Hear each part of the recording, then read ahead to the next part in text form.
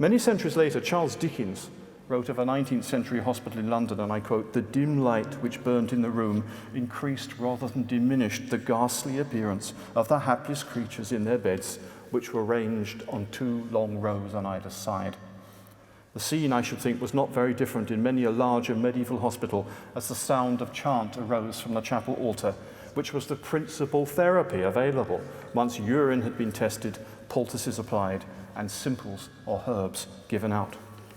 Indeed, the inmates of these hospitals, this is perhaps rather surprising, but the inmates of these hospitals, especially the leper houses, were actually classified as semi-monastic communities. They lived under a form of the rule of St Augustine. So when the 13th century musician Baude Fastoul contracted leprosy and took leave of his friends in Arras to make his way to the leprosarium at Grandval nearby, he spoke of himself, and we have the poem in which he does so, he spoke of himself as a pilgrim, and even as a monastic solitary venturing en un désert, into a waste or deserted place. Now, such meanings may seem very strange today. They really do, don't they? They imply a duty of penance and self-examination at a time of sickness, rather than the absolute right to care and indulgence that's taken for granted in the modern developed world.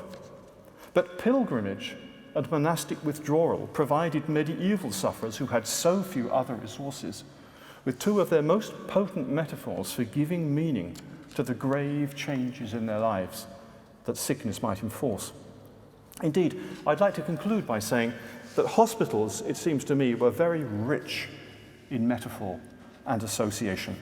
And once again, the Tempest comes to mind, this time the moment where Ferdinand says, "The music crept by me upon the waters."